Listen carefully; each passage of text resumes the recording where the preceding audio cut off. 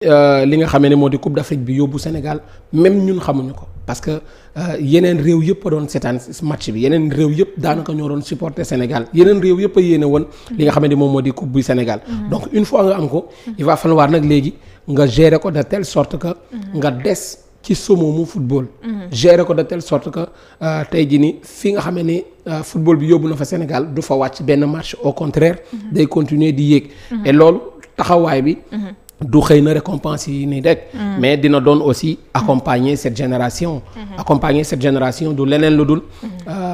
infrastructure. Continuer ko defe naa ni dinañ ko tàmbali en le 22 février bi ak inauguration bi mais accompagner ko du benn stade rek. Accompagner ko pour man parce que je disais que ni que président c'est dommage ba ñi ko wër boolewuñu loolu ci discours am c'est dommage ba ñi ko wër. Amuñu xalaat boobu ni ci biir ce discours hormis récompense bi hormis xaalis bi hormis terrain bi parce que tey gis nga li ñu leen jox nii yëpp am nañ ko. Plus la rek. li ñu leen jox nii yëpp xaalis bi am nañ ko. Terrain bi am nañ ko am nañ xaalis sax bu ñu jëndee terrain. ay cité de la tanière c'est très beau c'est bien nag parce que récompense la mais ultime récompense bi pour man loo xam ne waroon na ko mën a bind ci suufu discours bi moo di génération bii jël coupe génération bii nga xam ne indil nañu lu yeneen génération yi amul. Je ferai de telle sorte man président que génération bi organiser coupe d'Afrique. moo di après inauguration stade bi je ferai de telle sorte que yeneen stade yi ñu rénover ko comme ça génération bii génération dorée bi comme ni ñu leen di wooyee ngeen mën a dalal coupe d'Afrique ci seen réew. Man je pense que loolu moo di ultime cadeau. Loolu ñoom mënuñu ko may seen bopp. Lii ñu leen may nii mun nañ ko may seen bopp plus la. Mais organiser coupe d'Afrique ñoom mënuñu ko may seen bopp. Je pense que Macky malheureusement loolu la waroon yokk un petit peu ci liste cadeau yi. Promettre leen une organisation de la CAN laataa ñoom ñuy raccrocher godaas yi. C'est très important loo xamante ni depuis lors ñu ngi gis Sénégal ba tey. ni ko moroomu dëkk Afrique yi defee mënu ko def parce que tout simplement ay structures yoo xamante ni dafa baax yu mën a accueillir yeneen dëkk Afrique yi ngir ñu amal fi CAN bi moom moo di jafe-jafe bi nga xamante ni moom moo di bu majeur bu sport bu Sénégal. wax naa ko démb gis nañ ce qui s'était passé ci stade bu Lat Dior bu Thiès sa équipe nationale du football ñu jekki courant bi coupé. Il y avait des manquements yoo xamante ni ce sont des choses yoo xamante ni dès à présent la ñu war a indi ces corrections là. waaw oui parce que une première sélection africaine léegi nag rax ci dolli tu es champion d'Afrique en titre. am na ci yoo xamante ne léegi lu ci am rek. Presse internationale waxuma sax local presse internationale moom duñ la luppe benn yoon. parce que dañ ne champion en titre yaa ngi joué sa courant coupé na. fan la ko teg. dañ la luppe benn yoon donc tey. du ñu amati même bu fekkee nag ñu ngi liggéey loolu moom il faut le dire parce que stade bi quand même dina bokk ci stade u Afrique yi nga xamee ni daanaka moom mooy gën a complet ci li nga xamee ne moom moo di Afrique bi donc mais buñ ci yem mooy li may wax léegi rek bu ñu am biiru cuuc bu ñu am putu ginaar nañ continuer infrastructure bi gunge ko continuer ko parce que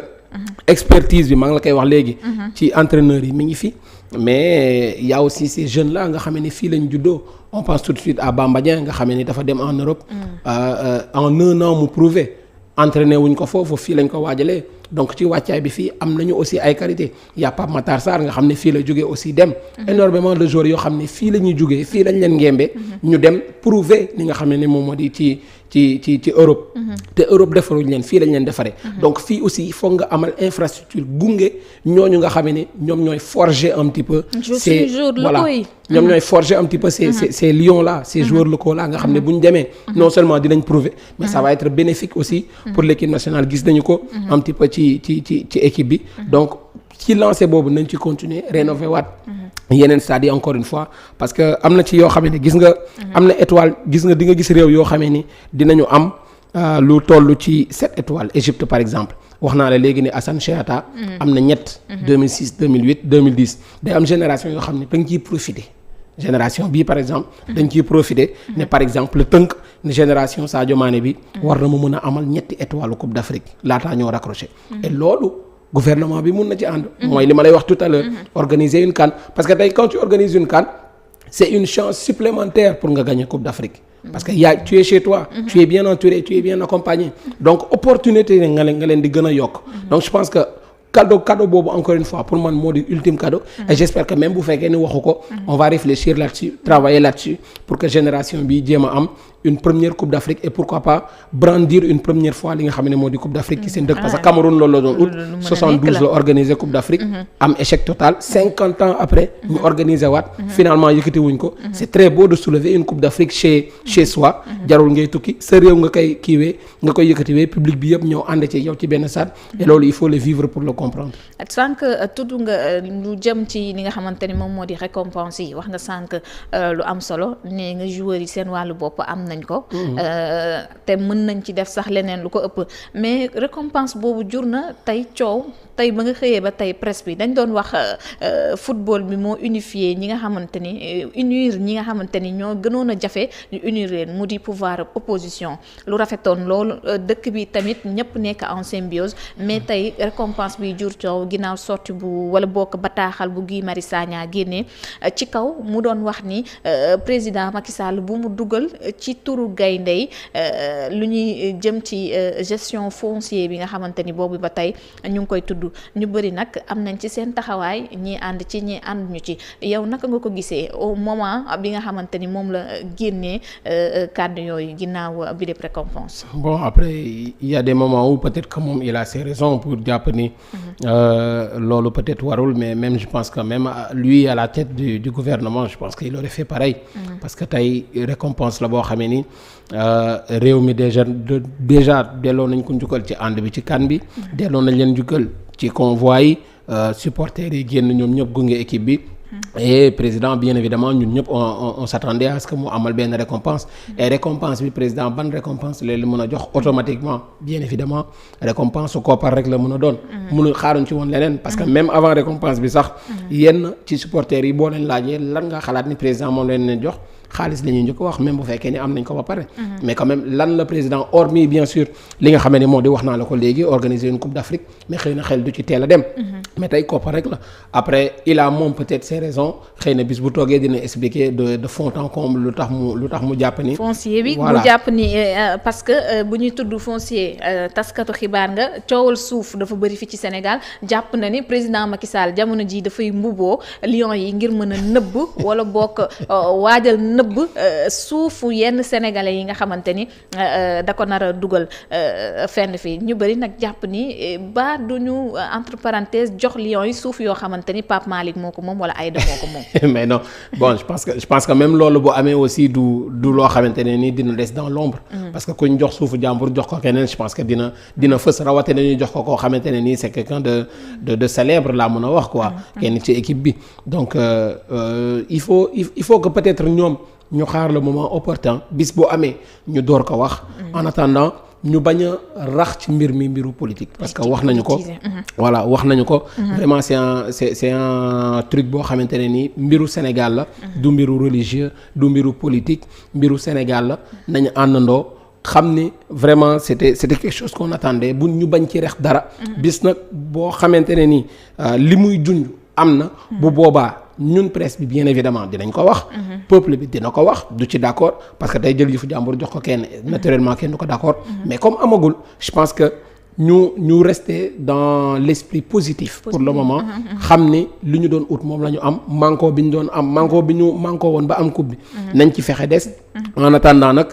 li nga xam ne moo di lii muy junj peut-être il a raison peut-être il a tort mais en attendant parce que lanceur d'alerte voilà lanceur d'alerte la c'est vrai mais en attendant comme àgguñ ci bis bu ñu ko gisee nag ñu vraiment fitti ci dóor ci ba mu saf mais comme gisaguñu ko comme lu mu junj la loo xamee ne ni jàpp promesse la bis bu leen ko joxee ñu xool ban terrain la leen jox mais en attendant nañu rester dans l'esprit positif rester vraiment ci li nga xamee ni moom moo di kan bi et bañ a raxal li nga xamee ni moom moo di manko bi ak question de parce politique. que un peu mi ngi commencer ñuy sentir ni muy casser rythme rythme fête bi ñu nekkoon parce que ku ci doon bind lu positif nga doon bind mais tey dàgg sante bi bu ñu xoolee dafa commencer diggante pouvoir diggante opposition diggante population bi ci seen biir ak ñi nga xamante ni prononcé wuñu nañu là-dessus donc mënuñu jàpp ñëpp ñi nga war a xamante ni war nañu def critique ñu bàyyi un peu sax ñu jàll cette semaine ngir ñu mën a sëgg ci voilà moom laa lay wax léegi ñu xaar ba waxtu wi jot ñu xaar le moment opportun maanaam bis bu joxee terrain jàmbur comme niñ koy waxee bis bu joxee suufu jàmbur borom dina ko kaas bu booba daañu xam ne Macky li mu joxe. bokk na ci li nga xam ne moom la Barthélémy doon junj. c'est bien na xëy na mu junj ko. mais bañ ci appuyer bañ ci continuer bañ ci enfoncer. wax na ko le message est passé. nañ jàll ci leneen. nañ continuer li nga xam ni. moom moo di mbégte bi ñu àndal ci Coupe d'Afrique bi nga xam ne wër nañu ko ba tey. et on verra ce qui va se passer après mais quoi qu'il en soit. moom ci boppam wax na ko Macky ci li nga xam ne moo di cérémonie ba amoon ca aéroport. woo na li nga xam ne moom moo di opposition bi. bañ fa ñëwee waxuñu benn yoon waxi politique. waxi Sénégal la ñu wax. waxi football la ñu wax. maa ngi wax tout à l'heure ni Abdou Diouf xëy na moom moo organisé CAN 92 Abdoulaye Wade am final 2002 ci Macky la tombé li nga xam ne moom moo di trophée bi le mais il n'est pas dit que ni tey trophée bi Macky moo ko moom non c'est tout le Sénégal parce que politique la ñuy bañ ñu rax voilà ci c'est ça c'est exactement ça. ni nduru ni ñi ci ñenn ñi jàpp ni da ciy porox ndool. voilà bu ñu jàpp am na xam nga ñu bëri dañuy jàpp ni bon c'est le gouvernement de Macky qui a gagné cette CAN alors que non tey gouvernement Abdou Diouf bi organisé woon CAN am na empreinte ci coupe bi. gouvernement Abdoulaye Wade bi àndoon ak Sénégal ba ñu dem finale Coupe d'Afrique am nañu empreinte parce que tabax la yoon la. xëyoo xëy rek dem finale c'est pas possible dina am fooy jaar dina am expérience booy acquérir. donc c'est pas la coupe de Macky c'est pas la coupe de Barth. c'est une coupe boo xam ne de manière générale Sénégal moo ko moom. ku ci nekk am nga ci loxo. j'entends même écho. ni que Ablaye Wade dina teew ci li nga xamee ni moom moo di inauguration 2022 ça prouve encore une fois que du mbiru président du mbiru njiit mais mbiru Sénégal la xëy na nag comme moom la fi yàlla teg jiital moom mooy am nu muy doxalee moom mooy am nu muy xoolee ngir ñu ko kay xoolee moom ci boppam mais en attendant bu ñu vraiment defe naa ni peuple bi sax du ko nangu ñu rax ci politique du ñu ko nangu parce que du ñu nangu kenn jël noos bi aaki moo ko du ñu nangu noos bi féetewoo politique noosu ñëpp la noosu religieux yi la noosu politique la noosu Sénégal bi yëpp la donc ñu éviter vraiment di ko taf ci boor quoi